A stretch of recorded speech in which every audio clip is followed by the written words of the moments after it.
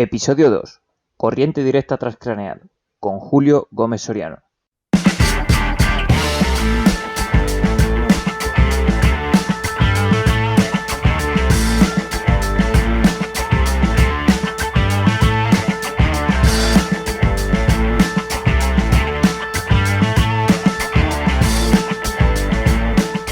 Muy buenas, mi nombre es Rubén y te doy la bienvenida a este segundo episodio de la Radio Fisio Podcast.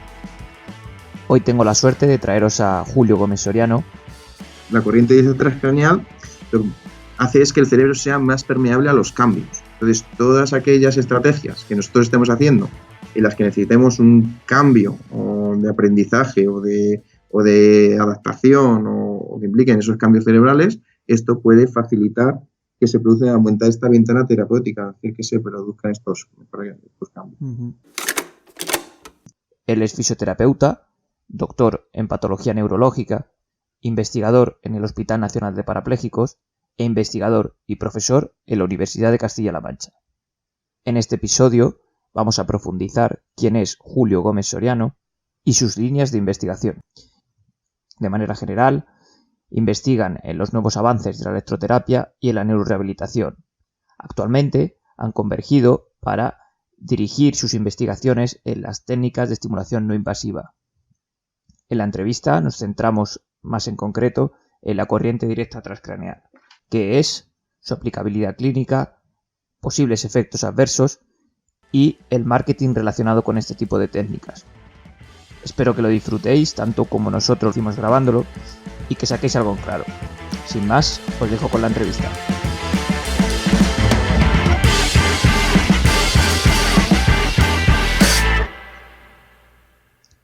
Muy buenas, Julio. Bienvenido a la Radio Fisio Podcast. Buenas, ¿qué tal? Bueno, muchísimas gracias por haber aceptado mi petición y más con las horas que son. Entiendo que eres un hombre ocupado y nada, quería darte las gracias por haber aceptado la petición. Nada, gracias a ti. Me siento honrado por ser el primero en este podcast y bueno, a ver qué tal va saliendo todo y nada, a ver qué tal sale. Vamos a ver esta prueba y sobre todo a ver si gusta a la gente. Eso es. Sí, además quise invitarte por un poquito la confianza que más o menos tenemos, que así no tiene tantos nervios. Bueno, pues nada, la primera pregunta pues era decirte que una breve presentación tuya de quién es Julio Gómez Soriano y a qué se dedica, aunque sí sabemos que es fisioterapeuta, pero ¿en qué ámbito se mueve? Uh-huh. Pues bueno, para los que no me conozcáis, yo tengo, mi experiencia está en el ámbito de la lesión medular, sobre todo de la neurorehabilitación. Empecé ya hace, en 2004, finales de 2004, hace ya 14, 15 años, investigando en el Hospital Nacional de Parapléjicos. Entonces, nada, ahí he estado bastantes años en el ámbito de la investigación, en el grupo de función sensitivo-motora. Uh-huh. Y bueno, cuando hará unos 10 años ya, empecé en la escuela de fisioterapia aquí en Toledo, de profesor asociado, y bueno, hasta ahora he estado compatibilizando esa función docente, esa función investigadora. Y bueno, ahora en la universidad ya estoy a tiempo completo y sigo manteniendo la colaboración en investigación con el grupo de función sensitivo-motora. Y ahora en lo que es ahora ya la Facultad de Fisioterapia de Toledo, tenemos nuestro propio grupo de investigación, que lleva 5 años abierto desde que iniciamos y bueno, soy el coordinador o el responsable de este grupo. Y bueno, ahí andamos luchando y haciendo lo que vamos pudiendo y lo que nos van dejando. Vale, sí, además la segunda pregunta iba un poquito en esta línea.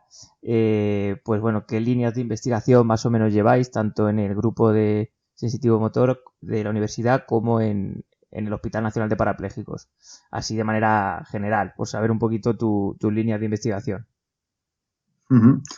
Pues la verdad es que las líneas de ambos grupos están muy relacionadas porque, bueno, como digo yo, están las instituciones en las que hay muy buena relación y tenemos incluso un convenio en el que, bueno, compartimos tanto gente como material y demás, pero luego al final la investigación son las personas. Entonces nos hemos juntado un grupo de personas que tenemos unos intereses comunes, ya sea tanto en parapléjico como en la universidad.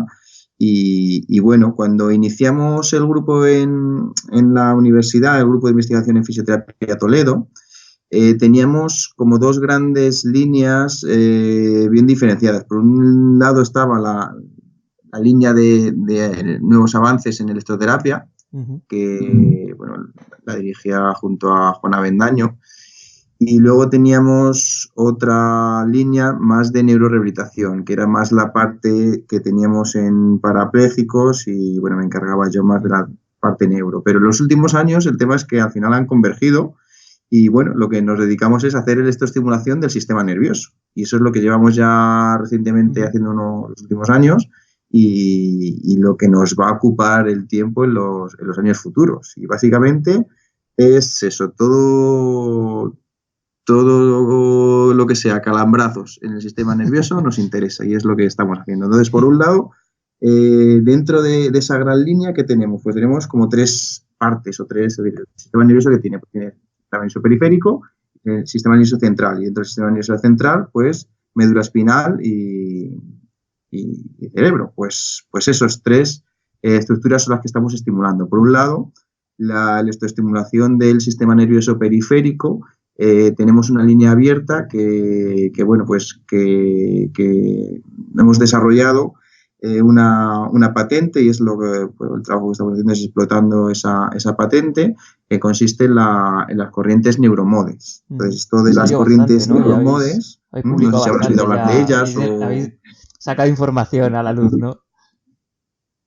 Vamos, el tema es algo que tenemos muchas ganas de contar, porque hemos estado muchos años pues haciendo trabajos y cosas sin poder contar nada por el tema del tema del secreto de la patente y todo este mundillo que bueno es un poco raro para nosotros, pero bueno, ya nos hemos ido metiendo y ahora que ya lo tenemos protegido, pues ya están saliendo los artículos y el trabajo que hemos hecho a la luz. Bueno. Y básicamente, pues, ¿qué es esto de neuromodes? Pues básicamente, es decir, no es nada nuevo ni nada, nos hacía ilusión ponerle nombre, pero son corrientes sinusoidales de alta frecuencia sin modular.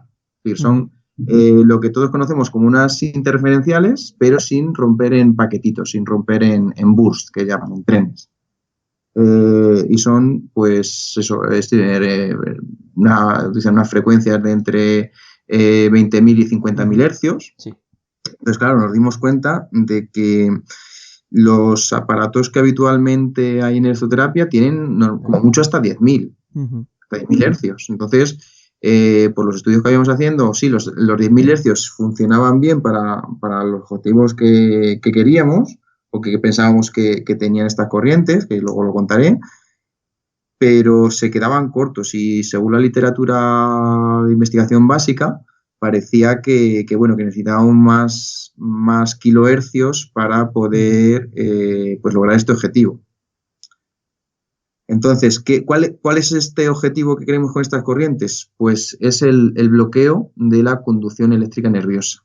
Es decir, hay muchos estudios en animales y en simulaciones informáticas y en modelos in vitro y demás que poniendo este tipo de corrientes, pues lo que hacen es satura, un estímulo tan rápido, satura, no se sabe si por hiperpolarización o por depolarización, pero el tema es que el nervio deja de conducir. Entonces lo que tenemos es un bloqueo del nervio.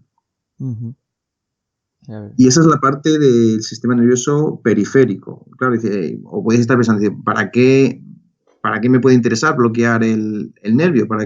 ¿Qué crees tú que puede ser interesante el bloqueo de un nervio periférico? ¿O en qué tipo de pacientes? Bueno, No sé si os lo planteáis. Patología nerviosa, ¿no?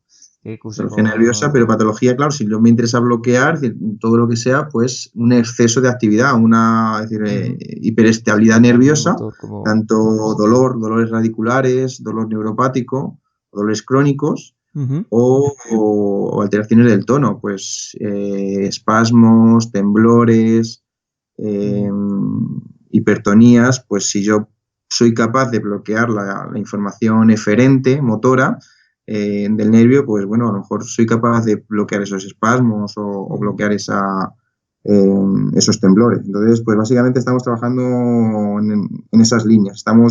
Todavía solo hemos hecho estudios en voluntarios sanos porque estamos trabajando bastante en temas de seguridad. Tenemos un prototipo que no está en el mercado todavía, es muy nuevo y tenemos que hacer muchas pruebas de seguridad y sobre todo asegurarnos de que este prototipo hace lo que nosotros decimos que hace, es decir, asegurarnos de que realmente este efecto de bloqueo existe. Y bueno, hasta ahora no lleva mala pinta, es un bloqueo parcial, debido a que la estimulación es transcutánea, pues bueno, pues no podemos bloquear el nervio entero, podemos bloquear una parte de la conducción nerviosa, pero bueno, si podríamos lograr un pequeño bloqueo, una pequeña inhibición del dolor o una pequeña inhibición de los espasmos o temblores, pues podríamos ir bien. Entonces, bueno, esa es nuestra parte de periférico.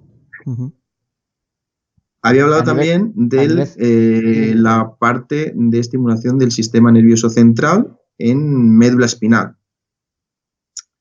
¿Qué estamos haciendo en esto? Pues bueno, tenemos un proyecto financiado por el Ministerio de Sanidad y que se llama, es el proyecto Neurotrain, y se basa en estimular los centros medulares lumbares. En estos centros medulares lumbares se piensa, o hay bastante información, de que está lo que llaman el generador de patrones central. No sé si habíais oído hablar alguna vez de él. Algo nos suena, ¿no? Sí, el tema de marcha y demás, ¿no? Sí, bueno, más todo relacionado con el TFG que hiciste y demás, pues algo te sonará. Algo miramos, sí. ¿Qué recuerdos? Pues eso, hay unos centros de generadores de patrones que por lo visto pues tienen esa función de generar movimientos espontáneos, autónomos y alternos como si fueran de la marcha. Y es una función de la médula espinal. A ese nivel lumbar. En gatos y en mamíferos se ha visto que aunque tengan una desconexión total de los centros superiores, al gato le pones en un tapiz rodante, le haces una suspensión del peso y el gato comienza a andar. Y es un gato, lo que nosotros entendemos, un gato espinal, lo que nosotros entendemos como una lesión medular completa. Y ese gato anda. ¿Por qué? Porque esa función de andar, esos patrones alternantes de marcha, pues es una función que está en la médula. Con estimulación epidural, que ha salido además hace poco en las noticias, pues un grupo que está haciendo cosillas y demás en Suiza, pues con estimulación epidural han conseguido de forma externa activar en pacientes con lesión medular estos centros, estos circuitos de generador de patrones centrales. Entonces, sí que se ha conseguido estos movimientos alternantes que puede tener el paciente, pues simulan la marcha y, bueno, se está utilizando esto de manera invasiva para rehabilitar la marcha. Y bueno, y otras estudios potenciar, ¿no? Esto, en las que se dieron cuenta... ¿Perdona, decías? No, que digo que la idea es potenciar estos circuitos que ahí están, ¿no? A través de estas técnicas que nos estás comentando. Están ahí, se sabe que tras la lesión adquiere mayor importancia, pero no son suficientes. Es decir, normalmente cuando entrenamos marcha, pues ya sea de forma convencional o con el Locomat o con cualquier exoesqueleto o cualquier método de entrenamiento de marcha, la idea es activar estos circuitos. Pues bueno, a lo mejor podemos dar una ayuda externa con estimulación eléctrica a nivel de la médula espinal. Pues bien, nosotros desde el año 2010 vimos que había salido unos estudios que de forma transcutánea también era posible estimular estos centros. Casi de la misma forma que a nivel con la estimulación epidural. Entonces, pues claro, nosotros la estimulación epidural, pues hay que andar abriendo al paciente, hay que sale sangre, está feo. ¿no? Estas cosas que además nosotros a nivel legal no podemos hacer, por suerte. No podemos hacer, pues bueno, parece ser que con electrodos de superficie podemos lograr cosas muy parecidas. Y entonces en eso estamos. La idea de este proyecto Neurotrain es juntar o sumar estimulación transcutánea a nivel espinal, pero no solo hacer esta estimulación y ya está, sino que mientras que el paciente está haciendo una tarea. Y la tarea que hemos elegido, la que vamos a probar, es tarea de pedaleo cíclico. Queremos trabajar con pacientes con lesión medular incompleta y mientras que ellos están haciendo un pedaleo tanto de piernas pues eso, piernas en lesión incompleta, lo que puedan o lo que puedan, como global, como pedaleo también de brazos, es decir, una bicicleta combinada de brazos y piernas, es decir, activar de forma general, voluntaria, la médula espinal y al mismo tiempo, hacer esta estimulación espinal. La idea es como intentar entrenar la marcha, pero una vez o antes de que el paciente pueda hacer marcha, es decir, porque el paciente está sentado. El paciente está sentado, está haciendo pedaleo de piernas, pedaleo de brazos y estamos activando su generador de patrones centrales. Es como empezar a entrenar la marcha antes de que el paciente se pueda poner de pie, pensado para a lo mejor estas fases más agudas y demás, para que luego cuando pase a otras fases más crónicas donde el paciente ya puede pues, entrenar la marcha de forma convencional, pues tenga menos pérdida. Entonces, pues bueno, esa es una línea que tenemos, llevamos un año con este proyecto y ahí andamos muy despacito, pero bueno, avanzando y aprendiendo cosas. También tenemos en esta línea otro proyecto planteado, que hemos pedido financiación, ahora estamos pendientes de que nos lo financien, que es como el siguiente paso, es combinar la estimulación medular transcutánea, pero no con movimiento cíclico, sino con la ayuda de un exoesqueleto. Entonces, en colaboración con la Unidad de Biomecánica del Hospital Nacional de Parapléjicos, donde pues manejan bastante robótica, exoesqueletos y todas estas cosas, la idea es combinar este entrenamiento de marcha con ese esqueleto con la estimulación medular. Pero bueno, pues ahí andamos, hemos pedido pasta y a ver si el gobierno de Castilla-La Mancha pues quiere financiar esta idea. La idea es siempre el concepto de combinación, ¿no? O sea, del efecto sumatorio a el otro tratamiento. Eso es lo interesante, ¿no? En este tipo de técnicas. Que por sí solas sí tienen efecto, pero no una transferencia clínica real, ¿no? Y sí como combinando con otras técnicas. Eso es lo importante, o lo que yo vi en mi TFG cuando lo llevamos a cabo. Claro, la mayor parte de los estudios sobre neuroplasticidad en los últimos años comentan de la utilidad de esto. Si nosotros lo que queremos es promover mecanismos de neuroplasticidad, sumar estrategias tiene un efecto superior a utilizar esas estrategias por separado. Entonces, no solo esto, sino otras muchas cosas más están yendo en esa línea. Incluso esto a lo mejor se ha convertido en una carrera muy loca de juntar varias cosas, de empezar a juntar cosas así como raras y tal, pero bueno, al final es investigar en el efecto sumaterio de a lo mejor técnicas que antes se estaban haciendo por separado o eso de esta forma. Entonces es esa línea, es juntar estas dos cosas y ver si una potencia a la otra. Muy bien. Y bueno, y por último, la parte que yo sé que tú tienes bastante interés en esto y es lo que estabas esperando, ¿no? La parte de estimulación, es decir, hemos hablado de estimulación de nervios periféricos, hemos hablado de estimulación en la médula espinal y nos falta la estimulación cerebral. Sofazo. Entonces, pues bueno, también estamos haciendo cosas en ese sentido. Es la más reciente, estamos empezando, no tenemos nada todavía acabado, estamos empezando varias cositas en esta línea.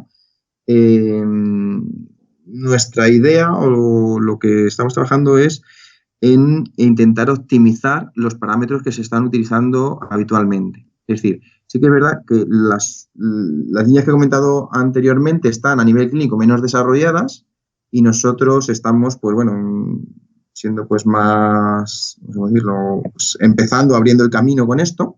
Con la estimulación cerebral pasa al revés. Es algo que tiene bastante trayectoria detrás, que está bastante más consolidado a nivel clínico y que nosotros nos acabamos de incorporar a esto, intentando que simplemente optimizar. Nuestra idea es optimizar parámetros que se están utilizando ahora, como por ejemplo el tema de la localización de electrodos en la corriente directa transcraneal.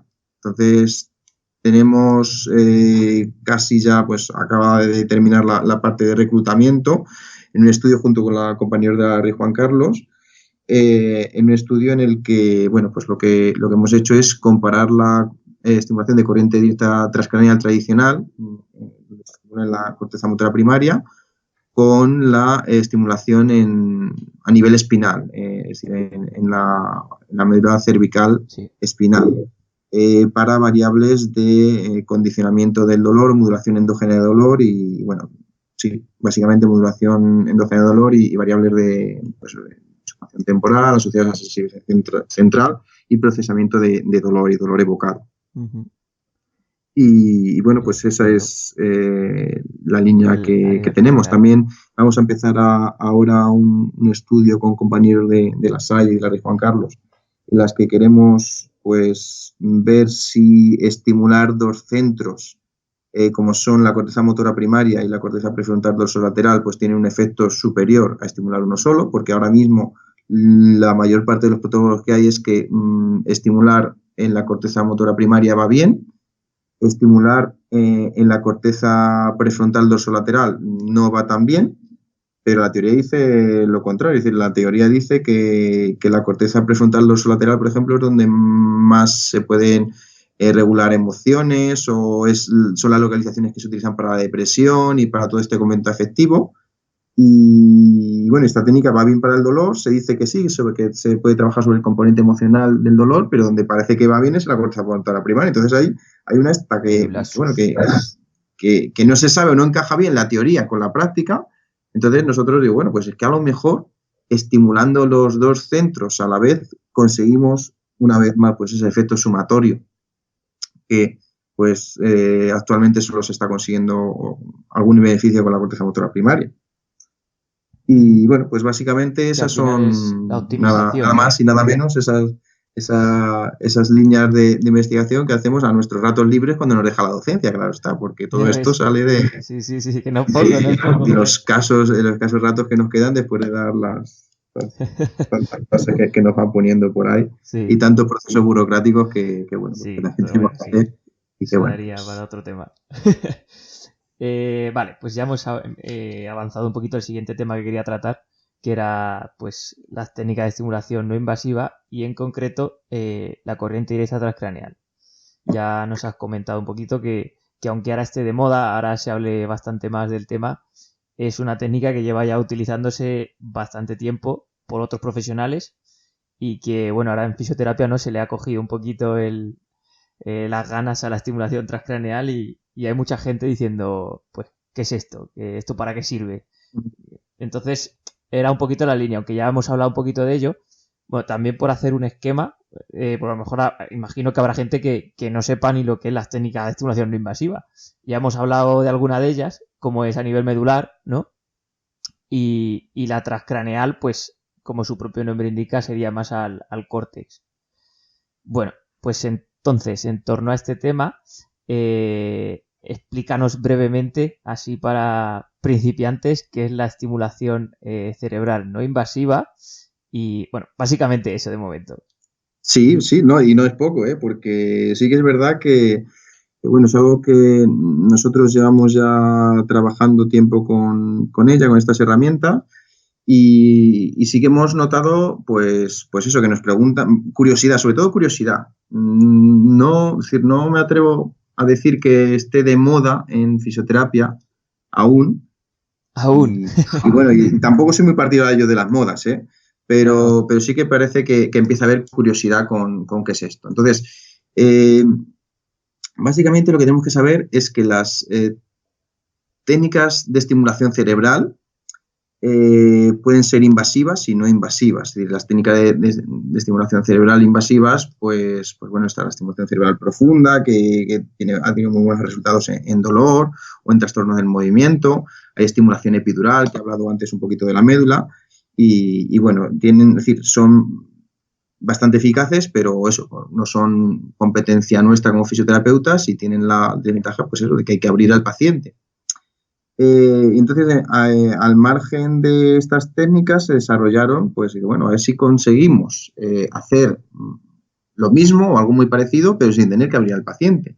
Entonces ahí surgen las dos grandes técnicas que hay de estimulación cerebral no invasiva, que es la estimulación magnética transcraneal, por un lado, y la estimulación con corriente directa transcraneal, por otro lado. Y es sobre todo fundamental que la gente entienda que son dos técnicas completamente distintas. Muchas veces nos preguntan, no, eso de la transcraneal, y mezclan conceptos, o se piensan que es lo mismo, o no. Por un lado está la estimulación magnética transcraneal, y por otro lado la corriente directa, que la corriente directa que son galvánicas, que me da igual decir directa, continua o corriente galvánica, es lo mismo. Y la estimulación magnética, otro error habitual, es que la gente piensa que es magnetoterapia. Pero claro, como llega la palabra magnética, pues viene muy al hilo, es magnetoterapia. Y no es magnetoterapia tampoco. Es decir, la palabra magnética viene de la forma de evocación, es decir, el estimulador magnético es un dispositivo que lo que hace es utilizar la ley del principio de inducción electromagnética de Faraday, que generando una corriente eléctrica muy grande de gran amperaje se acaba creando un campo magnético. Entonces ese campo magnético que se crea en una bobina con unos hilos de cobre dentro, lo que hace es provocar un campo eléctrico secundario. Entonces, la ventaja de ese campo eléctrico secundario es que se produce unos centímetros lejano a la bobina, es decir, que no es como un electrodo que se produce, la electricidad está justo debajo del electrodo, esto salta. Claro. Entonces, cuando esta bobina la pones, ¿sí? Es el chispazo, ¿no? El famoso chispazo. Efectivamente, el chispazo es el chispazo, muy bien, el chispazo, sí. El estímulo eléctrico salta y tiene lugar entre unos 3-4 centímetros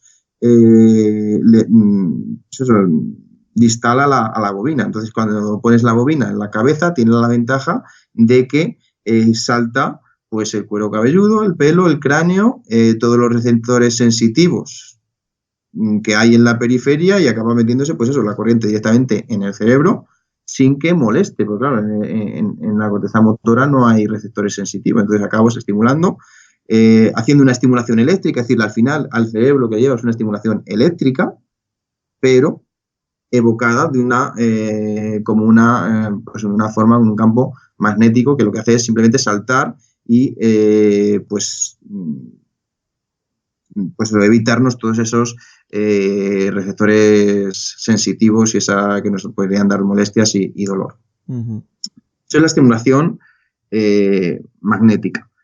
Claro, como lo hace de esta forma tan rápida y tan específica, tiene una característica que no tienen las galvánicas o la corriente transcranial, que es que puede inducir potenciales de acción. Es decir, yo a través de ese chispazo, de ese estímulo eléctrico en el cerebro con la estimulación magnética, puedo provocar una despolarización del área motora que yo quiera y activar pues eso, el acto motor en consecuencia. Es decir, yo puedo generar una contracción muscular a través de ese estímulo en la cabeza. Y bueno, todo lo que los habéis probado, sí. Pues eso, si yo me sitúo en la región, en la corteza motora primaria, en la zona de la mano, pues se me va a mover la mano. Si me sitúo en la zona de la pierna, pues se me va a mover la pierna, voy a producir una contracción de la pierna, porque igual todos sabemos que esa corteza motora primaria tiene una organización somatotópica, ¿no? Donde tenemos todo nuestro músculo, todo nuestro cuerpo representado ahí. Entonces, según me vaya yo moviendo, pues puedo provocar o estimular diferentes zonas.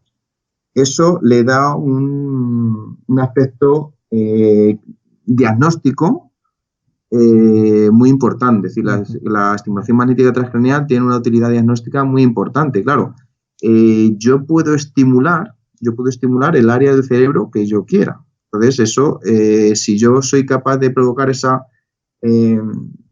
pequeña perturbación en ese área del cerebro y ver las consecuencias, me es muy útil para utilizar muchas cosas. Si además esto, fijaros incluso las posibilidades que puede tener, si yo combino esta estimulación magnética con resonancia magnética funcional, donde yo estoy viendo, por un lado, activo un área y luego veo con la resonancia magnética funcional lo que me desemboca o lo que me produce esa activación.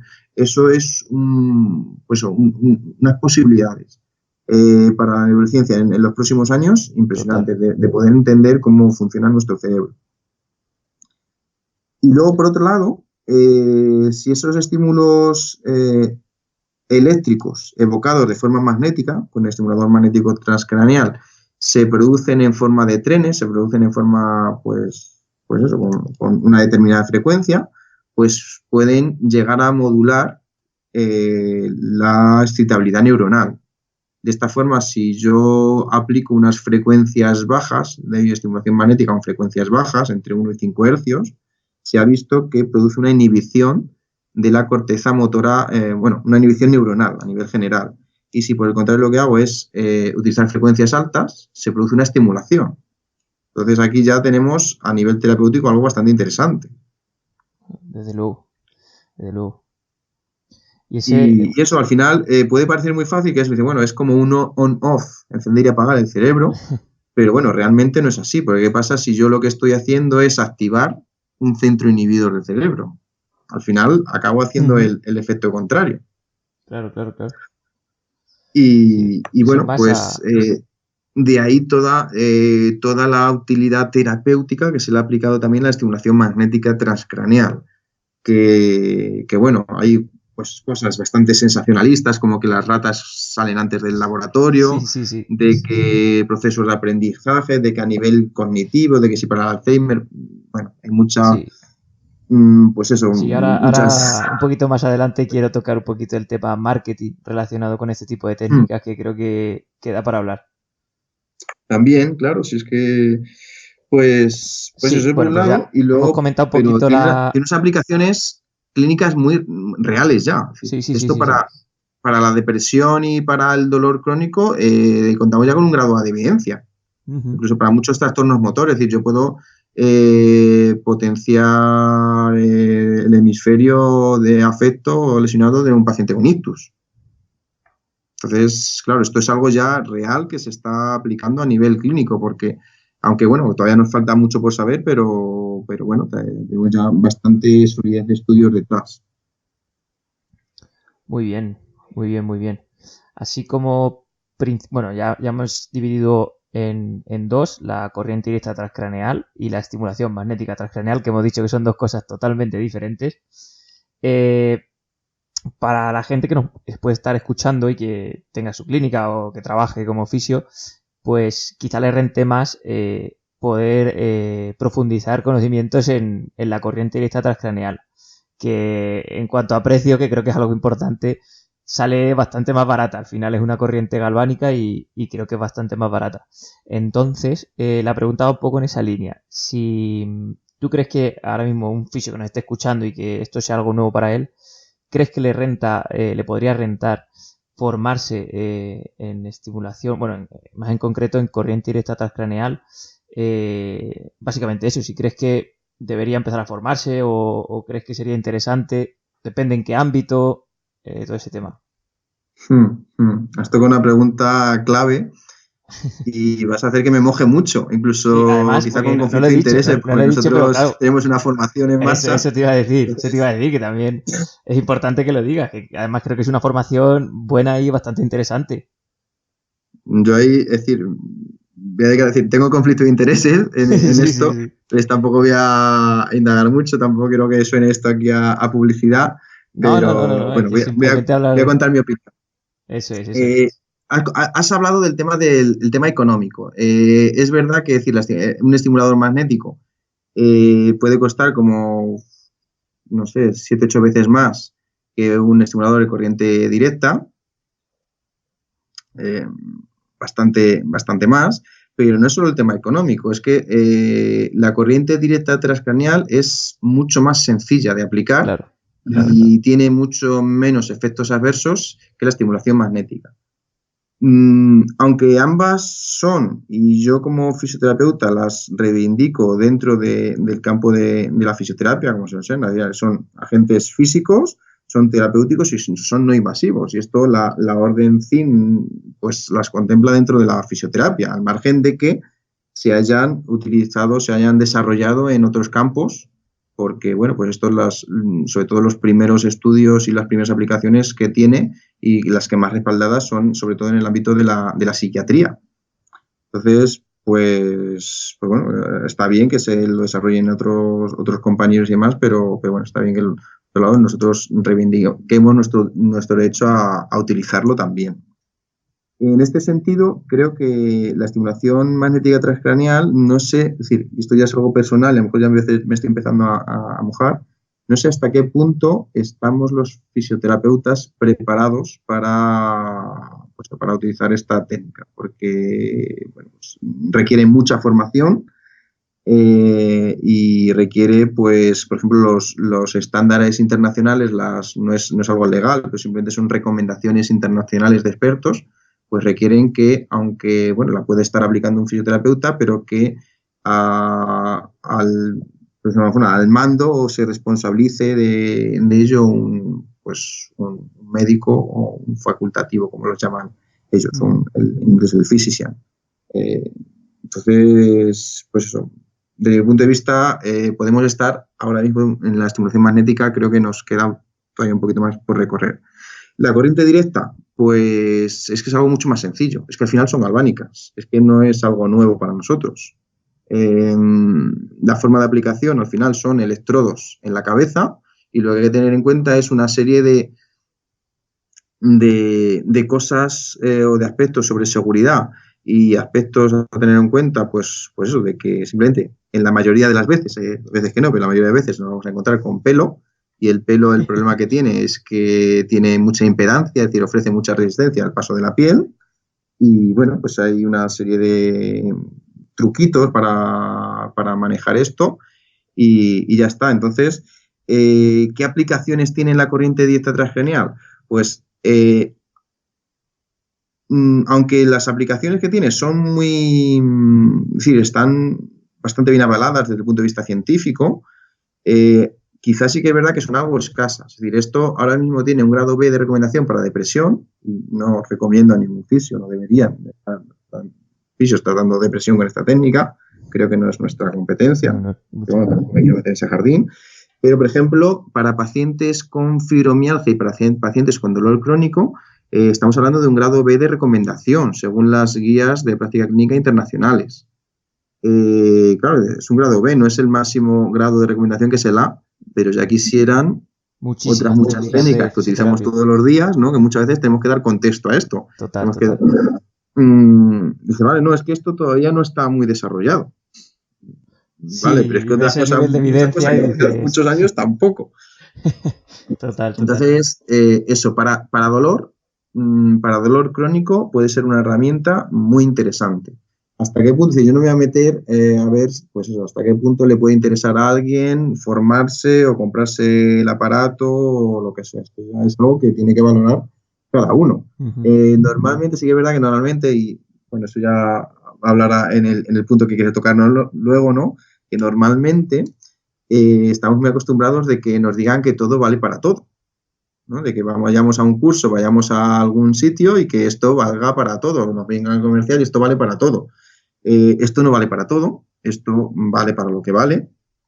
Sí que es verdad que hay muchos estudios pues aplicándolo en un montón de sitios, pero lo que realmente funciona hasta la fecha, lo que realmente está demostrado es, pues eso, pacientes con fibromialgia, dolor crónico, y está empezando a haber bastante cuerpo de evidencia. Lo que pasa es que todavía no se ha alcanzado una recomendación internacional, pero hay bastantes estudios, y igual ya quisiera yo esa cantidad de revisiones y metaanálisis, por ejemplo, para el Parkinson, tiene muy buenas perspectivas, y para los pacientes con daño cerebral con ictus, por ejemplo, pues eso, no hay una recomendación específica, pero yo creo que en las próximas días no tardará en salir.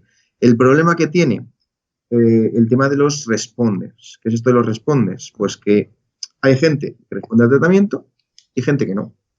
Y eso es lo que hace, pues, que esta técnica sea muy variable, que a algunos pacientes les vaya muy bien y a otros no les haga nada.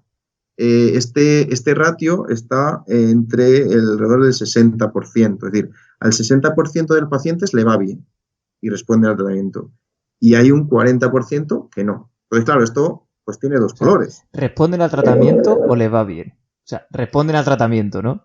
Sí, responden al tratamiento. Es decir, responden al tratamiento quiere decir que tienes una disminución del 30-40% de los síntomas. Vale, sí. Es decir, no, parece que estoy mejor. No, un responder es aquel que tras el tratamiento pues tiene una significación clínica importante de los síntomas. Entonces, claro, dices, joder, es que el 60% es un poquito más de la mitad, pues casi al final parece que está jugando con azar, ¿no? A unos le funciona, a otros no. Hombre, sí, visto así, sí, y yo como, pues eso, investigador en este tema, digo, joder, a mí me gustaría que este 60% me parece poco, que fueran más, pero ahora nos podemos a otro lado, si tú a 6 de cada 10 pacientes que te vienen con fibromialgia les puedes hacer que se vayan a su casa tras pues el tratamiento, el protocolo de tratamiento, que son de 1 o 2 semanas, con un 30 o un 40% de inhibición en el dolor, ostras. Ya, es decir, Claro. cuando otras cosas no te han funcionado, con el problema que tiene este dolor crónico, otros pacientes con dolores neuropáticos y demás, entonces, pues, entonces sí que puede hacer para pensárselo. Sí, sobre todo cuando lo puedes combinar, ¿no? Con tu tratamiento, el tratamiento que llevas a cabo normalmente, pues sobre ese pones la corriente directa transcraneal y listo, y eso es sumatorio.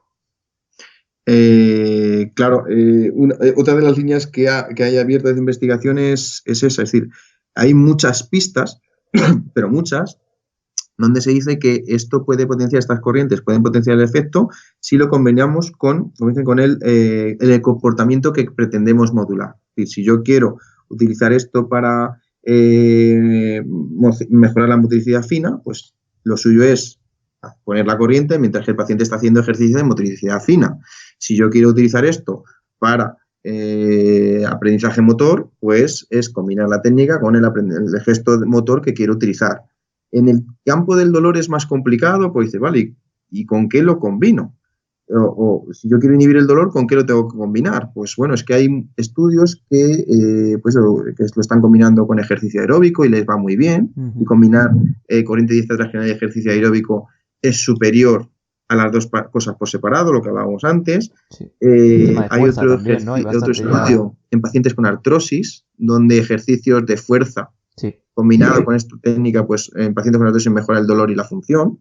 Entonces, pues bueno, es un campo que tiene mucho futuro y yo creo que ahí es donde realmente nos interesa a los fisioterapeutas. Claro. No es poner estas técnicas y ya, no, es coger estas técnicas y incorporarlas a nuestras prácticas habituales o nuestras estrategias habituales y ver si realmente podemos potenciar el efecto. Normalmente se dice de una forma así coloquial, o para que se entienda, es que claro, está la corriente directa transcraneal lo que hace es que el cerebro sea más permeable a los cambios. Entonces, todas aquellas estrategias que nosotros estemos haciendo en las que necesitemos un cambio de aprendizaje o de adaptación o que impliquen esos cambios cerebrales, esto puede facilitar que se produzca, aumentar esta ventana terapéutica, hacer que se produzcan estos cambios. Fenomenal. Creo que ha quedado bastante clara la idea. Y bueno, por ir rematando un poquito este tema de la corriente directa transcraneal, sobre todo relacionada con el marketing. El marketing, porque claro, yo veo que, pues eso, que está empezando a llamar la atención y que, la gente está empezando ya un poquito a leer sobre ello y demás. Entonces ahora me encuentro que hace poco vi que una marca comercial está empezando a comercializar un aparato de corriente directa transcraneal y lo publicitaba como que era la panacea, ¿no? Que como el TENS, que se lo llevan para casa también. Como una especie de TENS y que, venga, todo el mundo a estimularse el cerebro y lo que dices tú, que requiere una formación muy extensa. Entonces yo lo veo bastante arriesgado, no sé tú qué opinas, y me da miedo que se pase de repente a clínica y ciertos aparatos, ¿no?, de electroterapia que a lo mejor estaban ahí abandonados, ahora los da por ponernos a la cabeza. Entonces, no sé qué opinas tú al respecto en torno al marketing. Sí, me da un poco de repelús algunas cosas. Sí que es verdad, el tema del marketing está sujeto a todo y no es algo negativo. El problema del marketing es cuando utilizas el marketing de una forma fraudulenta para vender cosas que realmente no son. Y eso, pues ya te digo, eso yo creo que en fisioterapia sabemos bastante de eso, no solo con corriente directa transcraneal, sino para otras cosas. Yo creo que desde mi punto de vista somos carne de marketing a lo bestia. Desde el punto de vista de la corriente directa transcraneal, sí que es verdad que, claro, creo, y además a mí es que es un tema que me apasiona, porque es que se ve. Pasa lo contrario que con otras técnicas. Es decir, cuando normalmente en fisioterapia tenemos muy pocos estudios que avalen las técnicas que estamos haciendo, y hay muchas cosas que, pues eso, que es que no hay estudios, y en el momento que nos encontramos un ensayo clínico tiramos cohete, aquí en corriente directa transcraneal hay un montón de estudios. Es que tú pones en PubMed corriente directa transcraneal y te salen cerca de 3.500 estudios. Sí, sí, sí. Entonces, con el fenómeno contrario acabas teniendo el mismo problema, que es que no sabes nada. Es decir, cuando tienes, aunque tienes muchos estudios, si cada uno te va diciendo una cosa, al final es como no lo hubieras estudiado. Es decir, sí, tienes más información, que siempre está bien tenerla, pero a la hora de establecer, pues eso, recomendaciones clínicas, no te puedes quedar con un estudio para decir, por ejemplo, que la corriente directa transcraneal aumenta la fuerza o aumenta el rendimiento en un deportista. Pues claro, va a haber un estudio que te diga eso, pero es que va a haber a lo mejor otros 3 o 4 que dice lo contrario. Claro. Va a haber un estudio que te diga que esto es bueno para el autismo y va a haber otro estudio que te diga que no es bueno para el autismo. Entonces, claro, cuando llega una casa comercial y hacen el famoso, lo que llaman el cherry picking, ¿no? El coger las cerezas, que a mí me gustan, el coger los mejores resultados que más me convienen, los meto en forma de marketing en una web y empiezo a vender esos resultados, que incluso, fíjate, incluso haciendo eso, que no es que sea ilegal, es decir, están apoyándose y están apoyándose con ciencia, es decir, aún haciendo eso, además un grado considerable por otros sitios, porque se están apoyando en estudios científicos.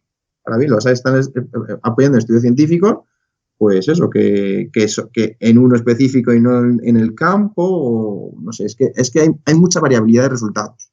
Para ponerte una idea, y es que fíjate, en diciembre de 2018 salieron publicados en el mismo mes, dos metaanálisis, 2 revisiones con metaanálisis sobre la eficacia de la corriente directa transcraneal en la fuerza. Bueno, uno en la fuerza y otro en el rendimiento.